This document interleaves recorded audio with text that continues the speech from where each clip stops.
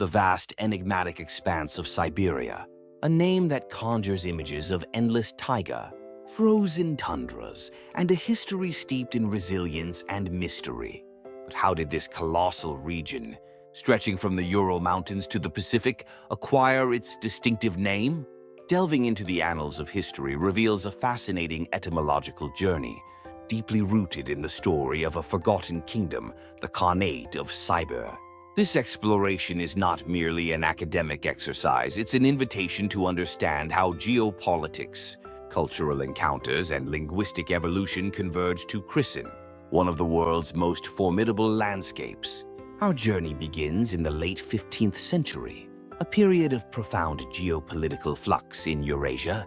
The once mighty Golden Horde, a successor state to the Mongol Empire, was fracturing, giving rise to a multitude of smaller, independent Khanates. Among these emerging powers was the Khanate of Sibir, a Turkic entity that carved out its dominion in western Siberia. Its capital, Iskir, also known as Kashlik, stood proudly on the banks of the Irtysh River. This strategic location placed it at the crossroads of burgeoning trade routes and cultural exchanges, though its influence at the time remained localized within the vast Siberian wilderness. The modern-day cities of Tyumen, Tomsk, and Novosibirsk now stand in what was once the heartland of this Turkic realm, while the ruling elite of the Sibir Khanate were primarily Tatars, descendants of the Golden Horde. The majority of its populace consisted of indigenous Siberian peoples. These communities, speaking languages belonging to the Uralic and Yeniseian families, lived under the suzerainty of the Tatar Khans, forming a complex tapestry of cultures and traditions. This demographic mosaic is crucial, as it highlights the interplay between conquerors and indigenous populations, a dynamic that often shapes the very names we ascribe to places. The history of the Sibir Khanate is one of ambition, expansion, and ultimately confrontation. It emerged as a distinct power from the remnants of the Kipchak Khanate, itself a splinter of the Golden Horde. The Khanate's foundation is often attributed to Taibuga, who established his authority in the Tyumen region around the 1440s. For over a century, the Khanate of Sibir maintained its independence, often engaging in complex diplomatic and military maneuvers with its neighbors. However, its fate was irrevocably altered in the latter half of the 16th century. With the relentless eastward expansion of the burgeoning Russian Empire, this collision of civilizations reached its climax in 1582, when Yermak Timofeyevich, a legendary Cossack chieftain, led his formidable forces into the Khanate's territory. Yermak's campaign culminated in the capture of Iskir, the capital, marking a pivotal moment in Siberian history. Despite the valiant resistance offered by Kuchum Khan, the last independent ruler of Sibir, the Khanate was finally extinguished in 1598. This defeat paved the way for the full annexation of Siberia into the Russian Empire, forever altering the geopolitical landscape of Northern Asia. Culturally, the Sibir Khanate presented a fascinating blend of influences. Islam served as the official state religion introduced by the Turkic rulers.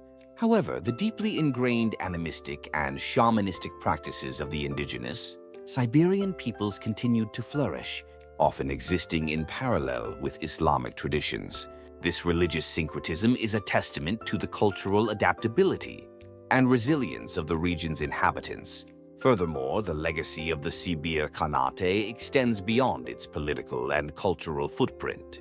Many key cities in western Siberia, such as Tyumen and Tobolsk, trace their origins or significant development back to the era of the Sibir Khanate, underscoring its lasting impact on the region's urban landscape. Now, let us turn our attention to the heart of our inquiry, the etymology of the name Siberia itself. The prevailing scholarly consensus, the widely accepted Tongzol, is that the name Siberia directly derives from the name of the Sibir Khanate. This seemingly straightforward explanation, however, opens a Pandora's box of linguistic and historical debates. as the origin of the Khanate's name itself is shrouded in various intriguing theories. One prominent theory, deeply rooted in Turkic linguistics, suggests a connection to the Siberian Tatar language. Here, the word Sibir is believed to have originated from a term meaning sleeping land or land of the sleepers. This evocative description perfectly encapsulates the region's vast, often desolate and seemingly slumbering wilderness, especially during its long, harsh winters. Another Turkic-based hypothesis proposes a more positive connotation, suggesting that Sibir might have meant beautiful place in an older Turkic dialect. Both these theories, though differing in their semantic interpretation, point towards a common Turkic linguistic heritage for the name. Beyond Turkic origins, other fascinating etymological avenues have been explored. The Mongol language origin theory posits that Sibir could have stemmed from a Mongolian word, denoting dense forest or thick woods. Given the extensive forested regions of Siberia, particularly the taiga, this derivation holds considerable intuitive appeal. The Mongol Empire's historical influence across Eurasia, including parts of Siberia, lends further credence to the possibility of Mongolian linguistic contributions to regional place names. A more ancient and perhaps more controversial theory connects Sibir to the names of ancient nomadic peoples. The Shenbei or Xianbi, a proto-Mongolic nomadic confederation active in ancient Manchuria and Mongolia, are sometimes cited. Similarly, the Shiwei, another ancient nomadic group, are also considered. Renowned historian Omelyan Pritsak, in his 1976 work, proposed a lineage from the Xianbei to the Sabirs, a group of nomadic warriors who played a significant role in early medieval Eurasian history. Pritsak posited that it is from these Sabirs that the name Sibir and subsequently Siberia ultimately emerged. This theory attempts to trace the name's lineage much further back into antiquity, suggesting a profound historical continuity of nomenclature. Finally, a less common but equally interesting hypothesis looks to ancient Slavic languages for the origin of Siberia. This theory suggests that the name could be derived from an old Slavic word meaning north. While Siberia is indeed a predominantly northern region, the prevalence of Turkic and Mongolic influences in the region's historical naming conventions often leads scholars to prioritize those linguistic roots. Nevertheless, the Slavic theory provides an alternative perspective, reminding us that place names can often be influenced by diverse linguistic streams. It is important to acknowledge that the Russian chronicles, foundational documents for understanding early Russian expansion, began referencing the Siberian land as early as the 15th century. This predates the final fall of the Sibir Khanate, but coincides with a period of increasing Russian engagement and reconnaissance in the region. The use of the term Siberian land in these early records strongly supports the idea that the name was already associated with the territory of the Khanate, or at least with the broader region where the Khanate held sway. The Khanate of Sibir was, in essence, a successor state of the Kipchak. Khanate and its rulers proudly traced their lineage back to the formidable Chinggis Khan. This connection to the Mongol imperial legacy not only bestowed a certain prestige, but also underscored the Khanate's place within the complex web of post-Mongol states that reshaped Eurasian geopolitics for centuries. The story of Sibir, therefore, is not merely a regional tale. It is an integral part of the larger narrative of the Mongol Empire's enduring impact and the subsequent fragmentation and recomposition of power across the vast Eurasian landmass.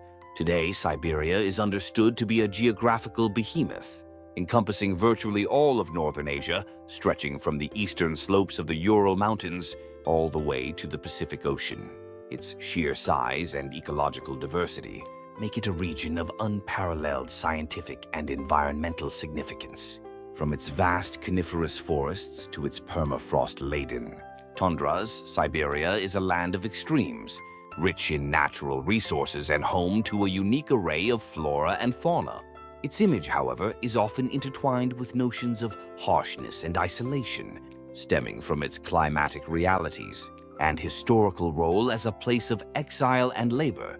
The etymological journey from the Khanate of Sibir to the modern designation of Siberia is more than a mere linguistic curiosity. It is a powerful reminder of how historical events, political entities, and cultural interactions leave an indelible mark on the landscape of human language.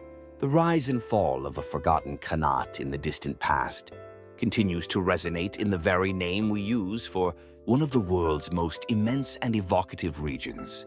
Understanding this connection allows us to appreciate the layered history embedded within our geographical lexicon. It reveals how a Turkic kingdom, born from the dissolution of a Mongol empire, eventually bequeathed its name to a land that would become synonymous with vastness, wilderness, and enduring mystery. The name Siberia is thus a linguistic fossil, a tangible link to a rich and often tumultuous past, inviting us to look beyond the surface and delve into the profound stories that shape our world.